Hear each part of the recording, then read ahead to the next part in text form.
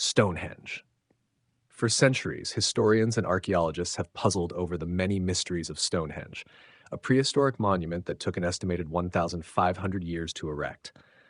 Located on Salisbury Plain in southern England, it is comprised of roughly 100 massive upright stones placed in a circular layout. Archaeologists believe England's most iconic prehistoric ruin was built in several stages, the earliest constructed 5,000 or more years ago. First, Neolithic Britons used primitive tools, which may have been fashioned out of deer antlers, to dig a massive circular ditch and bank, or henge. Deep pits dating back to that era and located within the circle may have once held a ring of timber posts, according to some scholars. Several hundred years later, it is thought, Stonehenge's builders hoisted an estimated 80 bluestones, 43 of which remain today, into standing positions and placed them in either a horseshoe or circular formation. These stones have been traced all the way to the Preseli Hills in Wales, some 300 kilometers from Stonehenge. How then did prehistoric builders without sophisticated tools or engineering haul these boulders, which weigh up to 4 tons, over such a great distance? According to one long-standing theory among archaeologists, Stonehenge's builders fashioned sledges and rollers out of tree trunks to lug the bluestones from the Preseli Hills. They then transferred the boulders onto rafts and floated them first along the Welsh coast and then up the River Avon toward Salisbury Plain.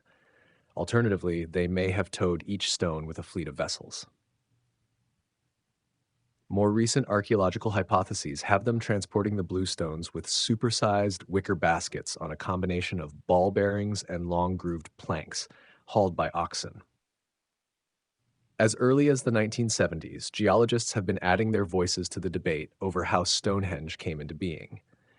Challenging the classic image of industrious builders pushing, carting, rolling, or hauling giant stones from faraway Wales, some scientists have suggested that it was glaciers, not humans, that carried the bluestones to Salisbury Plain.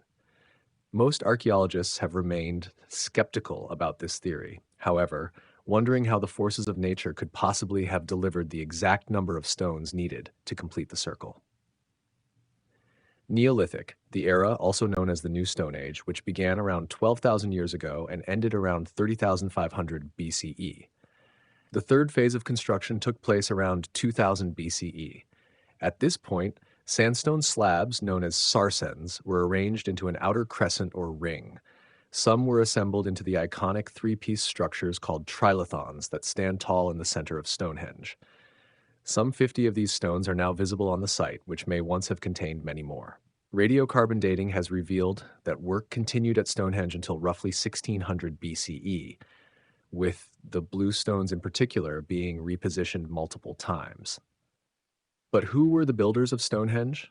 In the 17th century, archaeologist John Aubrey made the claim that Stonehenge was the work of Druids, who had important religious, judicial, and political roles in Celtic society. This theory was widely popularized by the antiquarian William Stukeley, who had unearthed primitive graves at the site. Even today, people who identify as modern Druids continue to gather at Stonehenge for the summer solstice.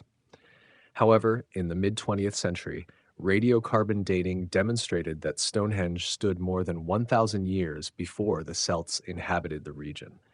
Many modern historians and archaeologists now agree that several distinct tribes of people contributed to Stonehenge, each undertaking a different phase of its construction. Bones, tools, and other artifacts found on the site seem to support this hypothesis. The first stage was achieved by Neolithic agrarians who were likely to have been indigenous to the British Isles. Later, it is believed, groups with advanced tools and a more communal way of life left their mark on the site. Some believe that they were immigrants from the European continent, while others maintain that they were probably native Britons, descended from the original builders. If the facts surrounding the architects and construction of Stonehenge remain shadowy at best, the purpose of the striking monument is even more of a mystery.